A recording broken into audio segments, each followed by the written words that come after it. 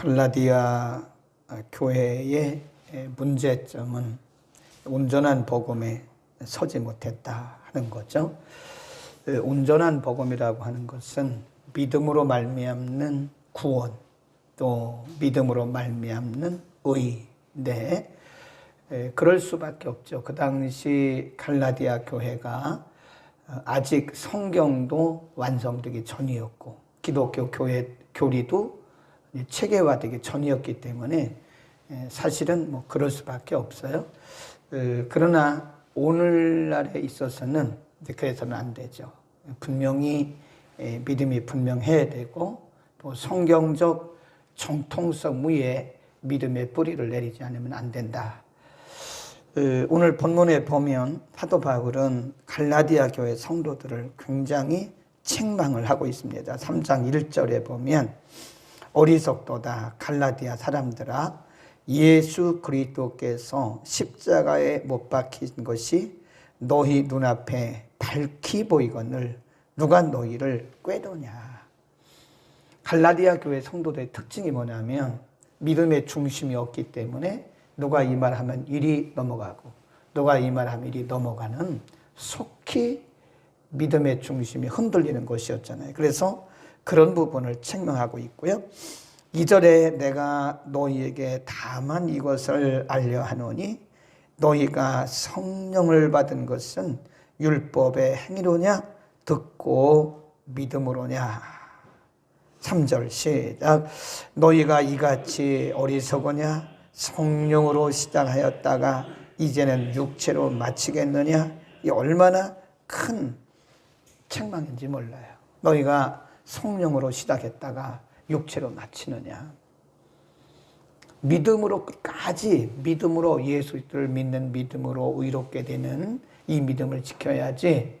그 율법주의자들이 와서 이 말하면 또 그 말에 흔들렸다가 또 이렇게 믿음으로 왔다가 그러면 안 된다는 거죠.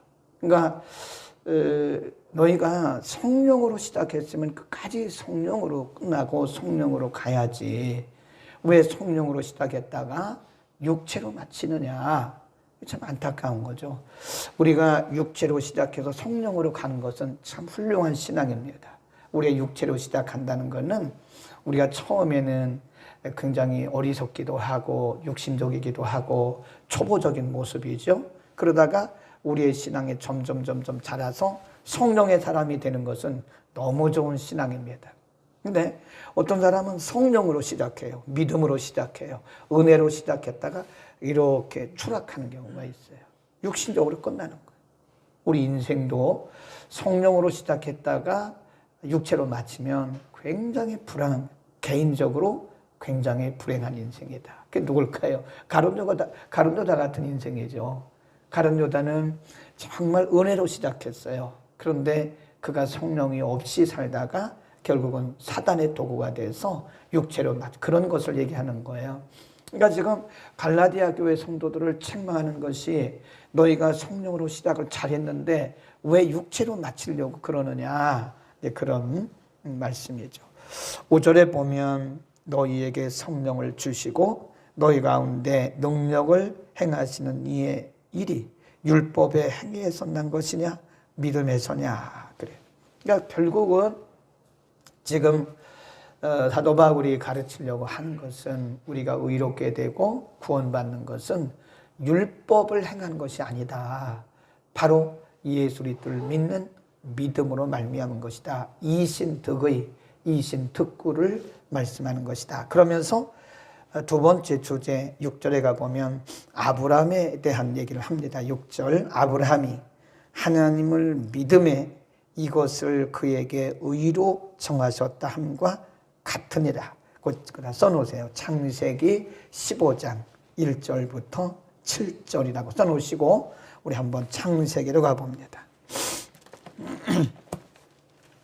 창세기 15장 1절부터 7절까지 지금 사도 바울이 이 말씀을 인용한 겁니다. 창세기 15장 1절 이후에 여호와의 말씀이 이상 중에 아브라함에게 임하여 가라사대 아브라함아 두려워 말라. 나는 너의 방패요 너의 지극히 큰 상급이라. 아브라함이 가로되 주 여호와여 무엇을 내게 주시려나이까.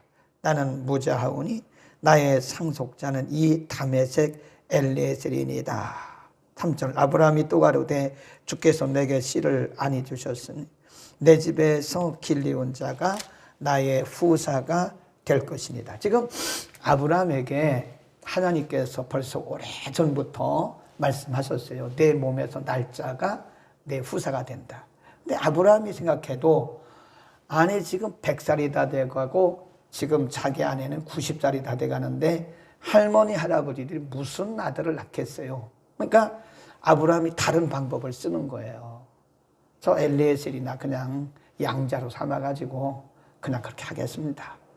인간적으로 바라볼 때 할아버지 할머니가 무슨 아들을 낳아요. 그러니까 아브라함은 자기 생각 자기 기준에서 아들을 하나님은 낳을 수 있다 그러는데 아브라함은 못 낳는다 그러는 거예요. 그러니까 그 엘리에셀이나 그냥 양자로 삼아가지고 그냥 그렇게 살겠습니다. 그러니까 하나님이 그거 아니야 이렇게 말씀하는 거예요. 거기 보세요. 4절 여호와의 말씀이 그에게 임하여 가라사대 그 사람은 너의 후사가 아니라 내 몸에서 날짜가 내 후사가 되리라 하시고 5절 6절 시작 그를 이끌고 밖으로 나가 가라사대 하늘을 우러러 뭇별을 셀 수 있나 보라. 또 그에게 이르시되 내 자손이 이와 같으리라. 아브라함이 여호와를 믿으니 여호와께서 이를 그의 의로 여기시고 또 그에게 이르시되 나는 이 땅을 내게 주 업을 삼게 하려고 너를 갈대아 우르에서 이끌어낸 여호와니라.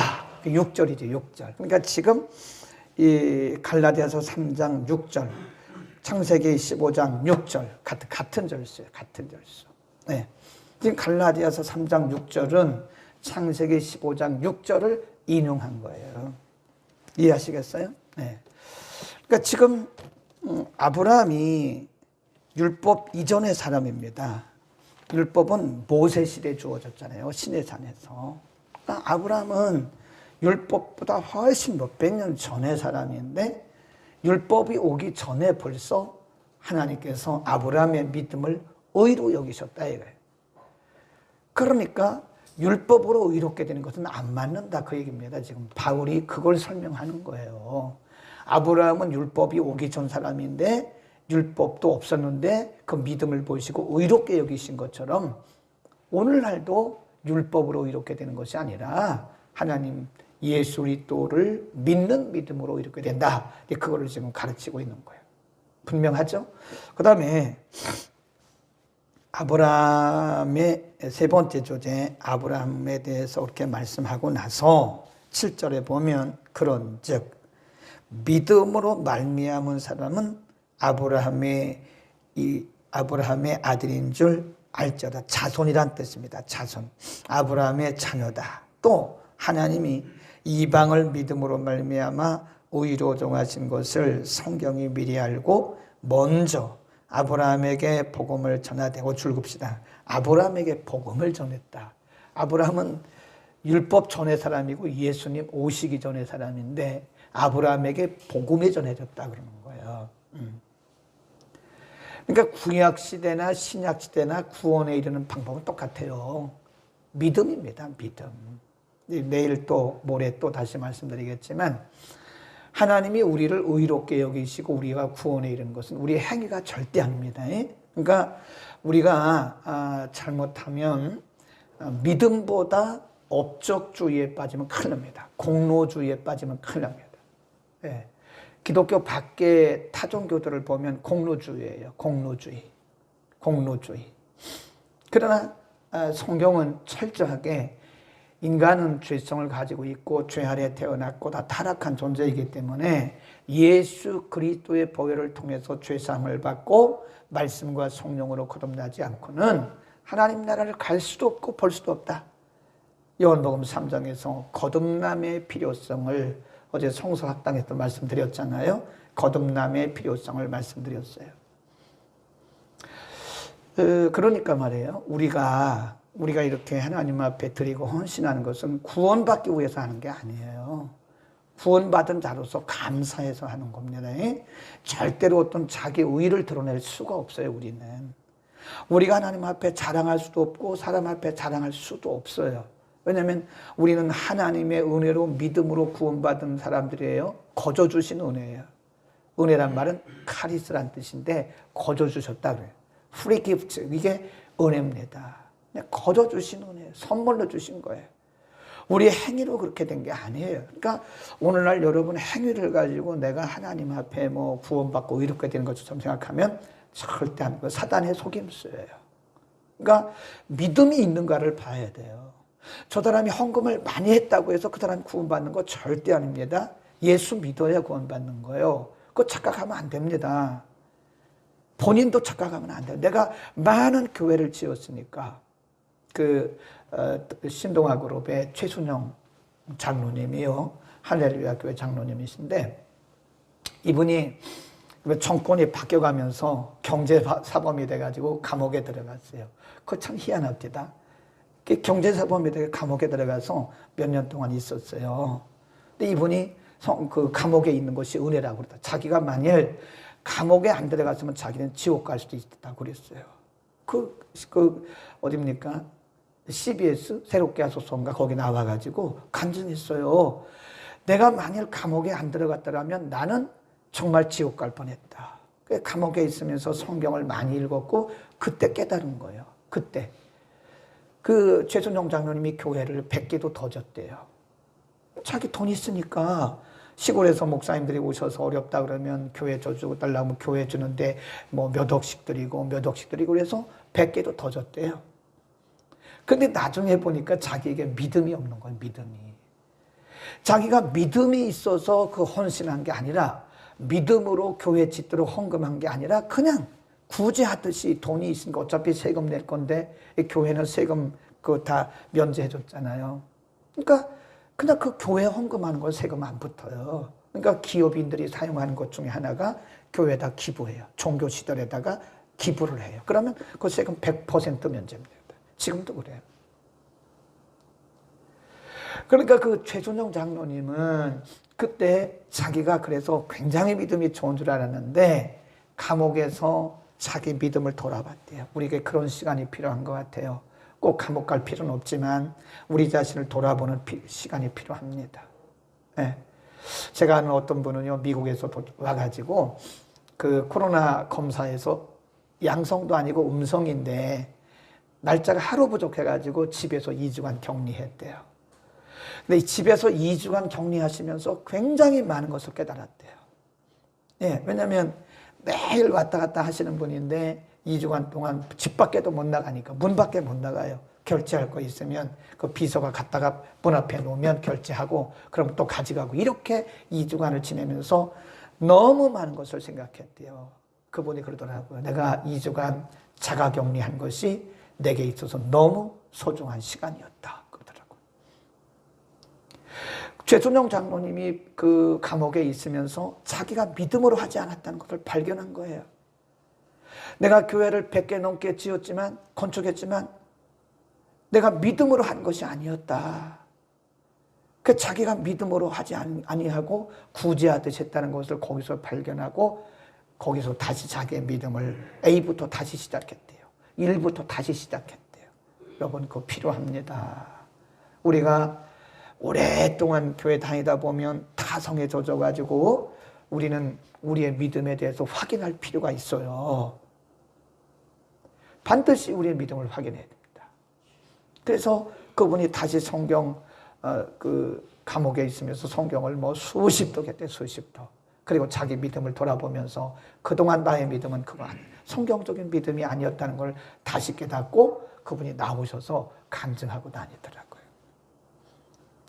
공로주의에 빠지면 안 됩니다. 율법주의가 공로주의와 비슷해요. 우리가 하는 모든 일들은 헌금 드리고 우리가 하나님 앞에 헌신하는 것은 내가 구원받으려고 하는 건 절대 아닙니다. 구원받으려고 하는 건 절대 아니에요. 우리가 하는 것은 구원받은 하나님의 거저 주신 은혜로 구원받은 은혜가 너무 커서 여기에 감사해서 하는 거지 우리가 무슨 구원받으려고 의롭게 되려고 하는 것은 절대 아닙니다. 그러니까 여러분 공로주의란 말을 잘 생각하셔야 돼요. 아, 내가 이 정도 했으니까 나는 구원받았겠지? 아닙니다. 절대 아닙니다. 믿음이 없으면 안 돼요.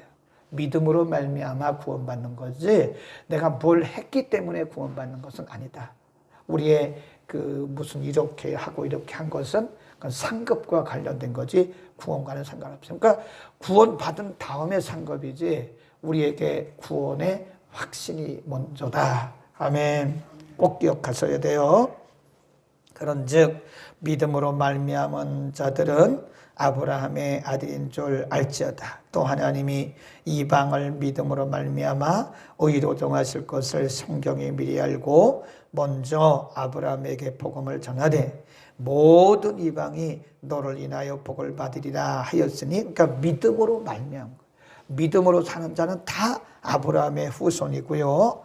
9절 시작. 그러므로 믿음으로 말미암은 자는 믿음이 있는 아브라함께 뭘 받아요? 복을 받아요. 여기서 말하는 복이라고 하는 것은 잘 먹고 잘 사는 그거 아닙니다.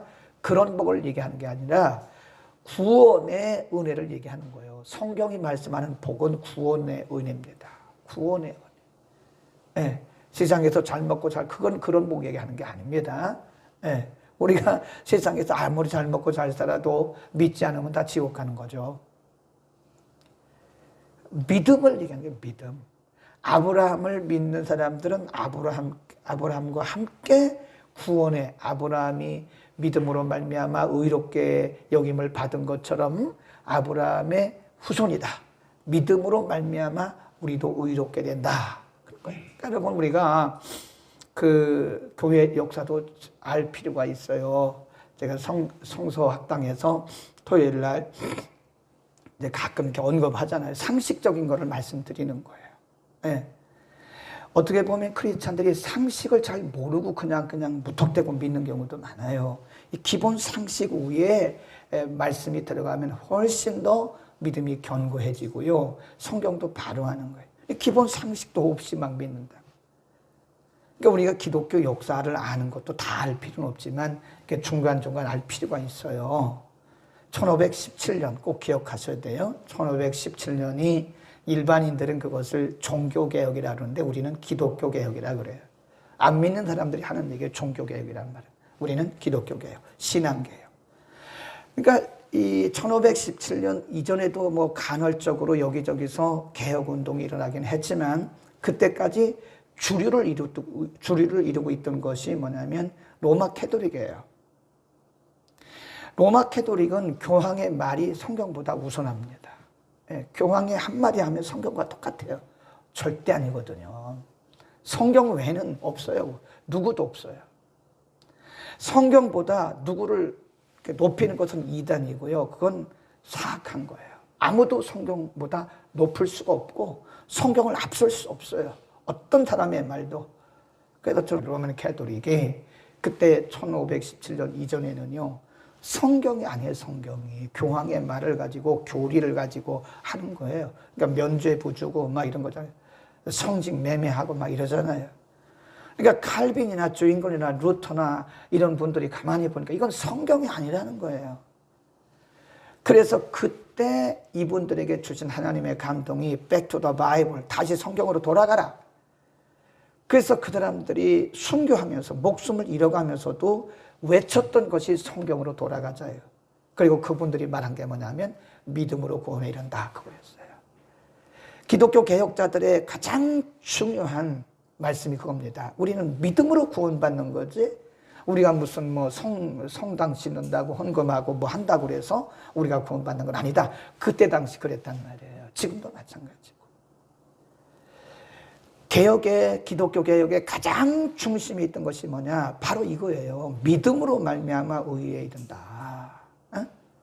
그리고 이신칭의, 이신득의 그거였어요. 응? 그래서 우리야 지금 이렇게 편안하게 예수 믿고 참 바른 길을 가지만 그때 기독교 개혁을 했던 칼빈, 주인걸리, 루터 이런 분들은 동시다발적으로 하나님이 그분들을 세우셔서 성경으로 돌아가는 운동을 한 거예요. 맞죠? 네. 그러니까 그때 당시는 성경이 아니었어요. 그러니까 성경대로 믿는 게 아니라 그 교리가 중요하지만 교리도 성경 아래에 있는 거예요. 어떤 것도 성경 아래에 있어요. 어떤 것도 성경을 넘어갈 수 없어요. 성경 넘어가면 그건 사악한 거고 그건 이단이에요. 이단. 네. 제가 그러잖아요. 어떤 사람이 뭘 깨달았다고 그것도 성경 아래에 있는 거예요. 성경보다. 그래서 성경 외에는 너무 그것을 말하지 말라 이거예요. 네. 성경이 우리들에게 그렇게 가르쳐 주셨고 아브라함이 믿음으로 말미암아 구원에 이른 것처럼 우리 모든 사람들도 예수님 오실 때까지 역사가 끝날 때까지 믿음 외에는 예수 그리스도를 믿는 믿음 외에는 구원의 다른 길이 절대로 없어요. 그러니까 요즘도 그전에는 굉장히 많은데 요즘은 많이 줄었어요. 왜냐하면 한국교회 성도들이 성경이 깨어나요. 우리들처럼 이렇게 성경 공부하고 성경을 기초부터 기본부터 잘 가르치니까 이제 한국교회 성도들이 많이 깨어났어요. 이단들이 무슨 얘기해도 다 알아요. 이제 모르는 사람은 기본이 없는 분들이고요. 이단이 한마디 하면 쏙 빠지는 사람들 기본이 안 된 사람들이에요.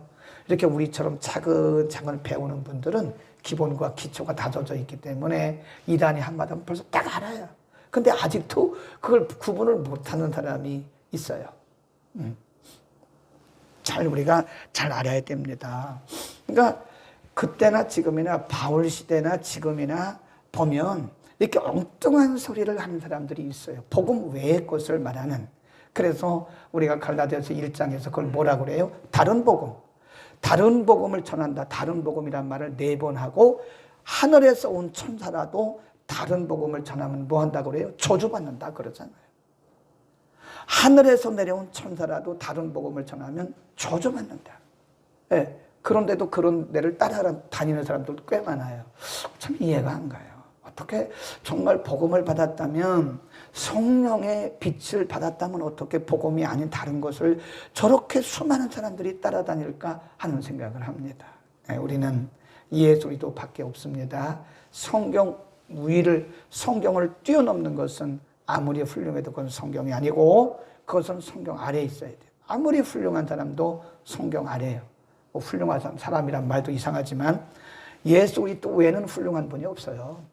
예수 그리스도만 구원자고 예수 그리스도의 말씀만 훌륭한 것이고 그런 것입니다. 아멘. 기도하겠습니다. 거룩하신 우리 아버지 은혜 주심을 감사합니다. 이 아침도 우리를 불러주시고 특별히 오늘 갈라디아 3장에서 사도 바울이 중심이 없이 흔들리고 있는 갈라디아 성도들에게 너희가 어찌하여 성령으로 시작했다가 육체로 마치느냐고 책망한 것처럼 걸어가신 아버지 우리의 믿음을 다시 한번 돌아보게 하옵소서. 예수 그리스도를 믿는 믿음 외에는 구원에 이르는 다른 길이 없음을 분명히 알게 하시고 우리가 하나님 앞에 섬기고 하나님 앞에 열심히 충성하는 것은 구원 받으려고 하는 것이 아니라 이미 하나님의 은혜로 구원해 주셨기 때문에 너무나도 감사해서 드리는 우리의 마음인 것을 늘 기억하게 하소서. 잘못된 공로주의에 빠지지 않도록 우리에게 믿음을 다시 한번 허락하여 주옵소서. 사도 바울을 통해서 고린도 교회에게 주신 귀한 메시지, 너희가 믿음 안에 있는가? 너희 자신을 돌아보라. 너희 안에 그리스도께서 계시지 아니하면 너희는 버리운 자라고 경고했던 것처럼 우리 안에 예수 그리스도만 있게 하시고 우리 안에 성경만 있게 하여 주옵소서. 오늘도 하나님 앞에 귀한 물질 세계 외국인 선교신학교를 위해서 후원금으로 드렸습니다. 박일남 사랑하는 주의 아들의 사업장과 심령 위에 하나님의 복을 허락하시옵소서. 오늘도 이전에서 주일에 드리는 우리의 모든 예배를 하나님 흠양하여 주옵소서. 유치부, 유년부 예배, 우리 중고등부 청년부 예배, 오전 예배, 영어 예배, 오후 예배까지 하나님 은혜를 더하시고 이제는 속히 모든 성도들이 주의 전에 나와 성전 예배가 회복될 수 있도록 하나님 은혜를 더하여 주옵소서. 예수 그리스도의 이름으로 기도드립니다. 아멘.